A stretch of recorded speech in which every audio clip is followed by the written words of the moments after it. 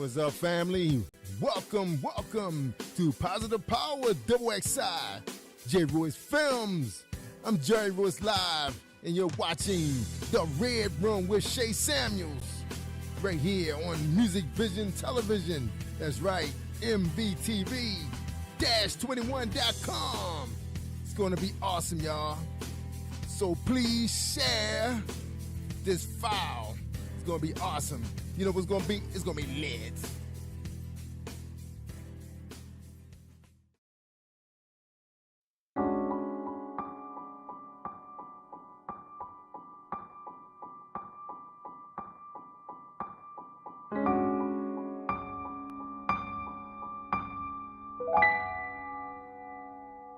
Rolling tape. Ready when you are. Welcome to another episode of The Red Room. I am your host, Shay Samuels, and we have an amazing show for you all today. So stay tuned. We have two amazing guests, and we have an amazing topic. First, we have Reverend Red in the Red Room. Y'all give it up. Right. That's right. Initially, it was a bit of a tongue twister, so we don't take 3. And we have Lady Krystal with him as well. They are a beautiful item. And I'm telling you guys, we are going to have an amazing conversation. So listen, today we are talking about the shifting. We are all going through it. Ecclesiastes 3 reminds us that to everything there is a season. But we have to understand the power of the shift. So first, let me ask our guests, how are you both today? We are wonderful, phenomenal. Yes, that's great. And in the middle of a shift. Yep. Oh, we went through so that freeze. We went through that freeze last week. Yes. Yeah, so we out of it now, woo. Wow. Yeah, So I'm originally from up north and kind of miss having the snow until something like this happened. And then I said, nope, I'm not interested in being up there. It was like back to back. So I can't say that it's beautiful to look at. Yes, it's beautiful. I'll watch it on TV. It's beautiful. Now you can turn things on YouTube. If you want the fireplace, you just turn it on YouTube. Turn it on. Yes. You turn it on YouTube. And so I think I'll stick with the YouTube. But thank you both for being on the show. We have a powerful discussion today. And, it's going to be amazing to see what comes out of this. And as always, I pray that it will bless someone watching it today. But today we're talking about the power of shift. I did a message a long time ago, probably about a year ago, but I did a message on shift. And for some reason, it just came back on me today. And I was thinking about how, when I was younger, I used to drive a shift vehicle. And it had 5 shifts. And if you know how to drive a shift car, you have to shift in order for you to go into the next gear. In order for you to actually go into the next, in order for you to drive without you burning your engine out. Come on, y'all. Yeah. All right, come on. Yes. Come on. Burn the engine out. You have to shift. And so in this message, I was talking about how I would have to go in the first gear, and I had to learn how to use my pedal and brake at the same time to get to the second gear. And how many times did I burn out a clutch before I actually learned it? Right? Yep. How many times? And so the power of shift is just that. If you are not necessarily prepared, but if you're not shifting when it's time, you are risking burnout. Come on now. We're going to talk about that today. Reverend Red, I'm going to start with you. What do you have to say about the power of shift? Well, the power of shifting is kind of it's kind of scary. That's the number one thing. Whenever God calls you or asks you to shift, because we have gotten so comfortable, we don't want to make that move. Because we don't know where we're going to shift to or what's there, we don't want to make that move. Let's go back and this was Black History Month. Let's take slavery, right? A lot of slaves, I think they said 70 to 80% of the slaves that were free didn't want to shift to freedom. Right. They didn't want to shift. They didn't want to make that move. Yeah. Because of the unknown. Yeah. Many of us today, the enemy have us in bondage, have us in a certain situation, and God is calling you and opening the door for you to make a shift, to make a move. But because we don't know where God is taking us, Yeah. And, you know, God knows, but we don't know. Since God ain't told us and we don't know, then we are nervous about the shift. Yes. How can we be nervous about where God is taking us? But here's the thing. So you said that God, so, well, first of all, we all know there's a such thing as discernment. And so our steps are already ordered. Now, God might not have shown us the full plan, of course, because if God shows us the full plan, then why would we even need God? Why would we even desire God? So he's not going to show us the full plan. But we just talked about this on another episode, that there's a seed. I called it the believe seed on one of my messages. Okay. There's a believe seed that is in all of us at the time that we're born. And so with that comes vision.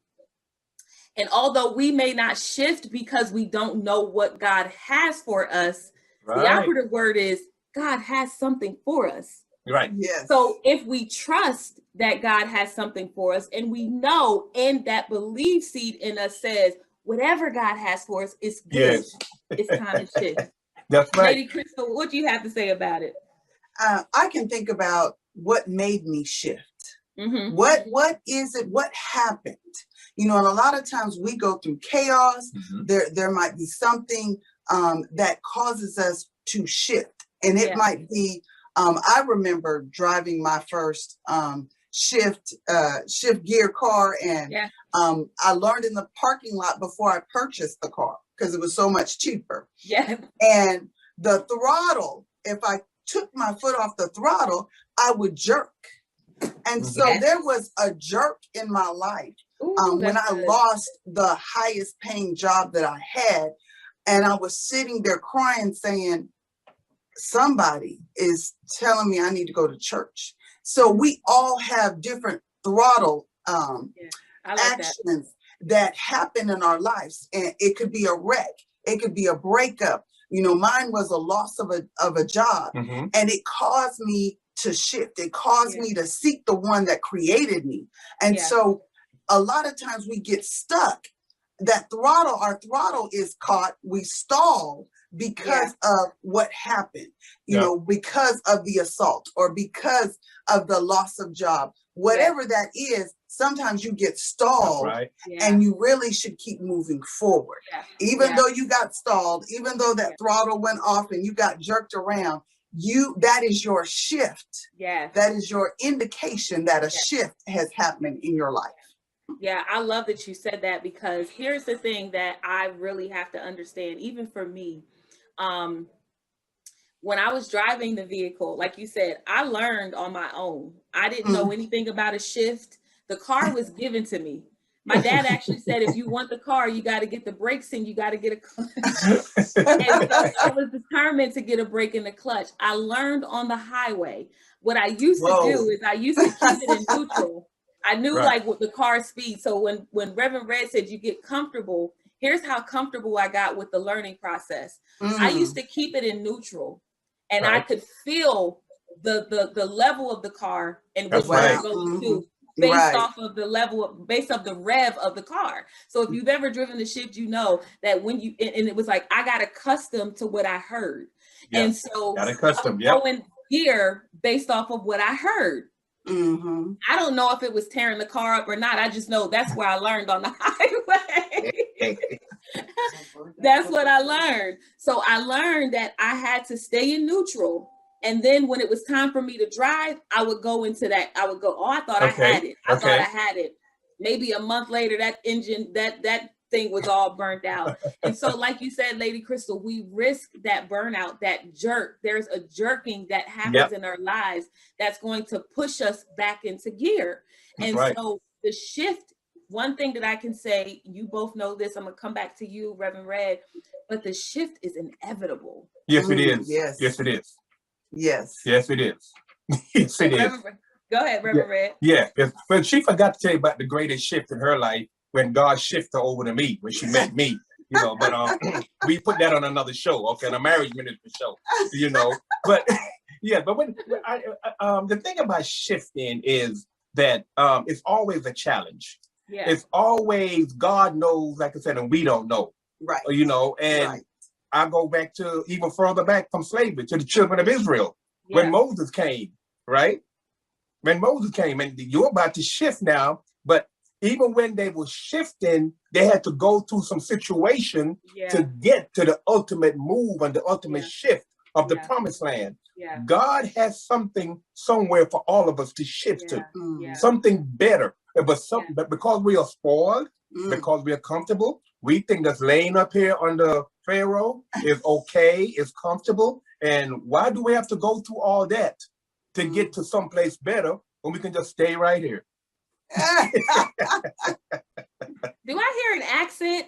Oh yes, yes. We can't talk with the polite and the to talk, you know, but we can't. He got serious. Right, it came out when he got serious. It came out. I'm like, wait a second. Yeah. I'm turn around and find out if somebody was on the other side of me. No, that's him. Kingston, Jamaica. Okay.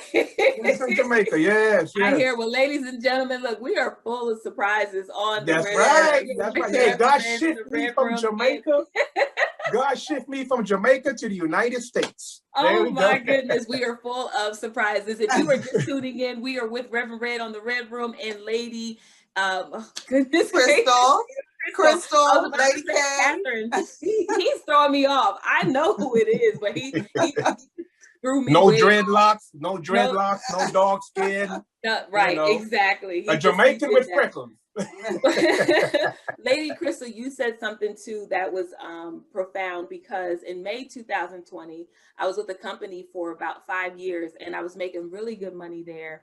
And they, within the pandemic, they actually utilized an opportunity to downsize in the pandemic. And so my department that I managed was the first department to go. Wow. Of course, I was the first person to go, but I'm going to tell you, the day afterwards, God had already shown me in the month of February, really the month of October, to start saving different, right? And so I didn't do that in October. Okay. But in February, it came back and I said, okay, well, I'm going to start saving differently. Here I am thinking, I give everything to this job. I'm working the long hours. I'm doing everything I need to do. So there's no way that they would even have a reason to let me go. But you know what? There was already a plan behind the scenes. The shift was already in preparation. And what I had to do was be obedient to what I heard, which was to save differently.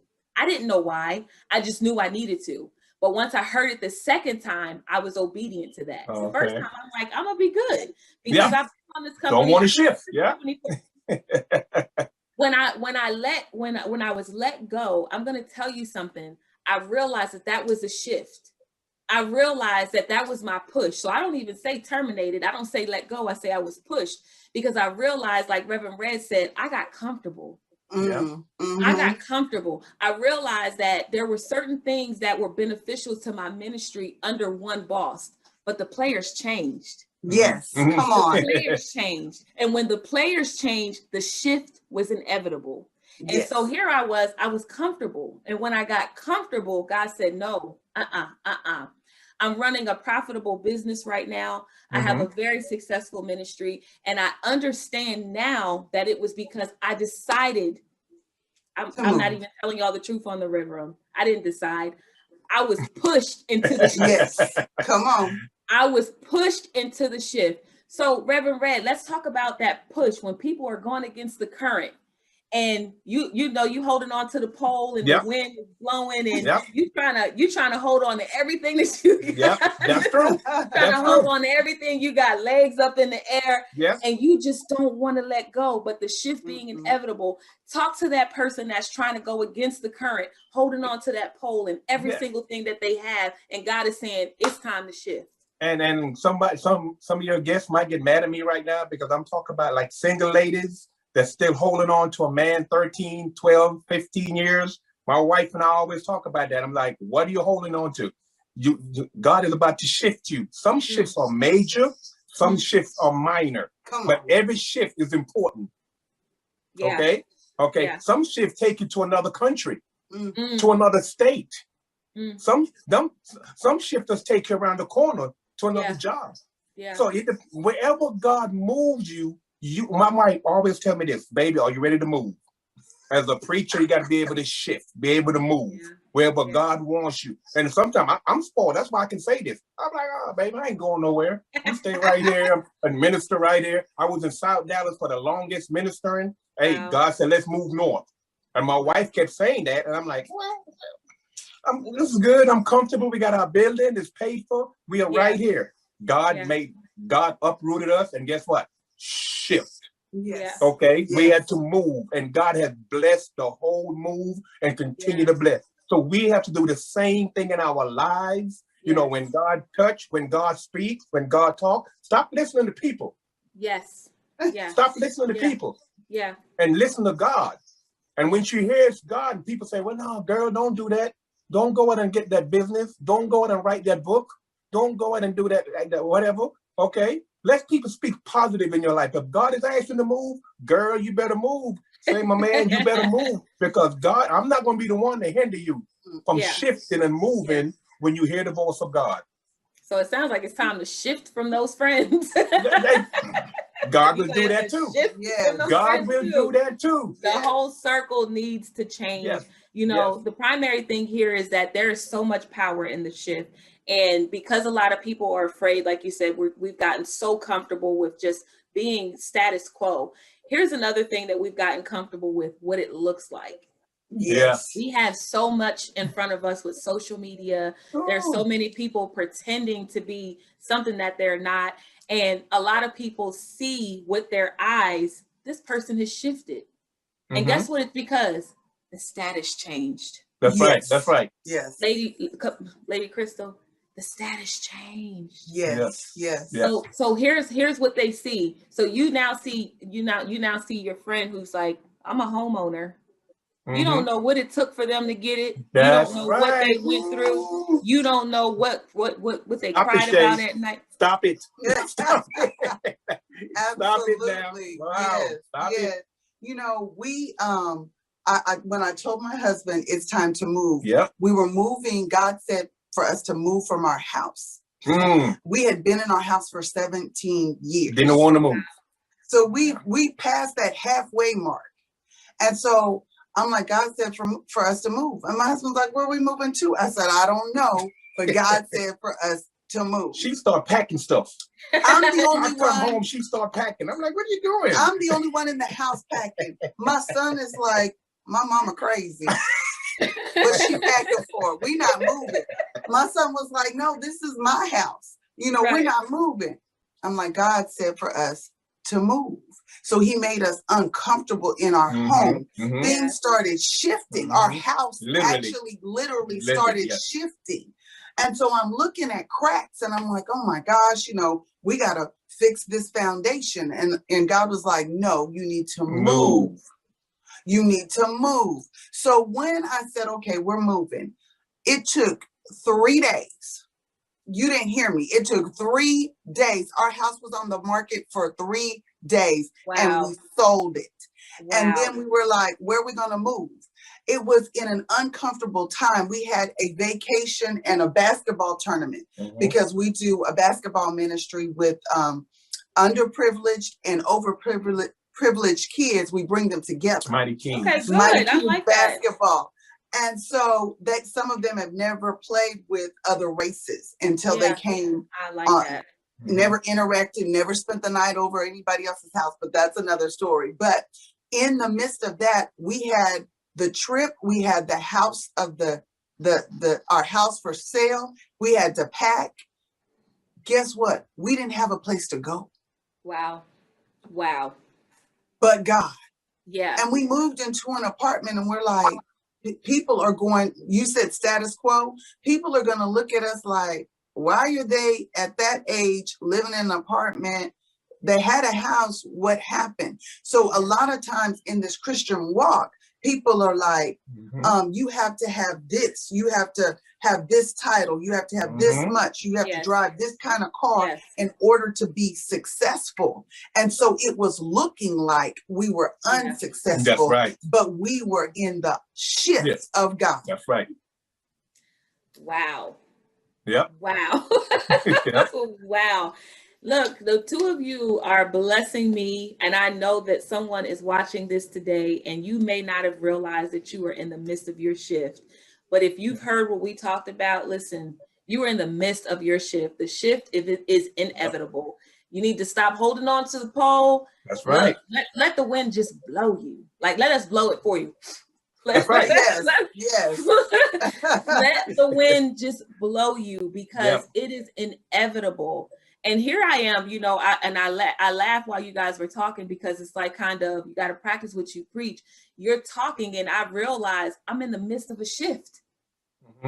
You know, while you're talking, I'm realizing I'm in the midst of a shift. And for me, sometimes I'm like, God, another one. You know, I'm like, I feel like an army brat sometimes, because I'm always uprooted, and because I'm always moving, and I'm always, you know, it's like, when do I get a break? You know, I just want to settle. You know? But I realize that the shifts are inevitable.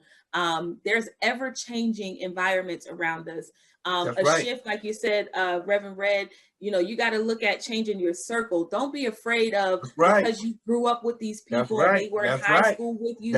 Come on now. You pinky swear to be friends all your life. You know, you guys did elbow spit, whatever you did. Here, our reality is that when you say yes to God, things are going to change in your life. That's right. I tell people this all the time. For some reason, we've been brainwashed to believe that everything of God is warm and fuzzy. But we go on a battlefield. We're on a battlefield. And that's not to scare the person watching today. Well, why would I want to follow God if I'm always on the battlefield? Here's the reality of the battlefield. You come out stronger. We win. Come out bolder. Look, go ahead, Reverend Red. Say it again. We win.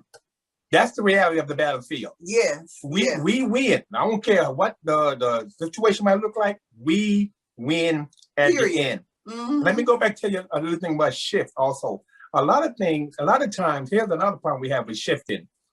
We are jealous of somebody else's shift.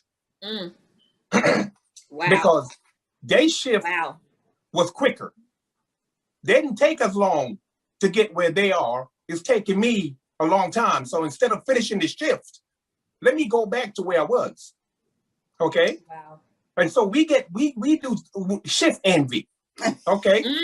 How did Shay get on TV so quick? How did she get all that so quick? And we haven't there yet. God's supposed to be shifting us there. We're not there yet. And people get jealous of someone else's shift instead of glorifying God and say, God, if you took her there, if you moved Jerry where he is, if you took my neighbor, my friend, guess what? I'm looking for you the same thing with me, but do it on your time, God. Yes. You know, the children of Israel could have went a shorter route to get to the promised land. Yes. A whole lot shorter route. They didn't have to do what they did. Yes. They said, why is Moses shifting us up there? We can shift down here and be a whole lot quicker. That's not what God has for you. That's not the journey that God has for you. Each one of us have our own different journey. Absolutely. And you know what that makes, Shay? When we have our own different journey, it gives each one of us our own different testimony. Yes. See, our testimony is not like your testimony. Yes. See what I'm saying? You got a different shift testimony than what we have. Yes. You see, and that's what God is saying. So don't be envy of nobody else's shift. No matter if it's quick overnight, you might like, boom. Well, they did it quick. What's wrong with us? God has his time. He's working with you. You just let God do what he has to do in his time frame. Yeah. Yeah. You know, it amazes me. It amazes me because the number one group of people that have the biggest challenge with the shift are the believers. Look at her. I'm about to stand up and run around. Did you see their faces? Yes. And why is that? Why is that? Why is that? Yes. Because we are not taught that in church. We're taught that it's you're supposed to be rich and wealthy and supposed to have all quick. Everything is supposed to be, you pray for it and you get it. But when Jesus came, if I'm not mistaken, he went from city to city. Yep. He went from place to place. That's shifting. He taught his disciples how to shift. They shifted from disciples to apostles.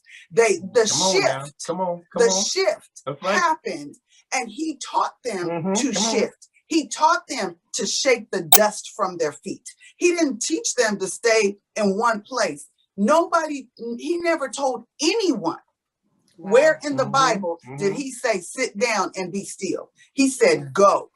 Yeah. Go. The Great Commission was for everyone to go, but people get comfortable. And in Moses' time, Moses was moving the children of Israel in what? In tents. There was nothing permanent in that 40 years. They were moving in tents. Now, when God wants you to settle down, he'll give you a house that you did not build. He'll give you land that you didn't. Come on, somebody. He shifts you. He's going to give you that fur coat that you ain't know was going to come out of that bedroom for your photo shoot. Boy, here we go with that fur coat. Well, I do want to end with saying this. Like a caterpillar is meant to turn into a butterfly. I did a study, and that study said that if a caterpillar lives past its life expectancy before turning into a butterfly, it will die. The caterpillar is only designed to live at a certain weight, and living beyond the butterfly time frame, that season of turning into the butterfly, it is surely to die. So if you're watching this today, know that it is time for you to shift. You have heard it here from the three of us, and we have been through our own shifts. We have our own testimonies, but at the end, Reverend Red said it best: we win. So I want to thank you all for tuning in. I want to thank you both for being my guests on the Red Room. Thank you for having us. Thank you for having us. I really appreciate it. And I pray, as always, that this has blessed you, the viewer, today. I'm Shay Samuels, the host of the Red Room, and I want to thank you all for tuning in. And until the next show on the Red Room, we will see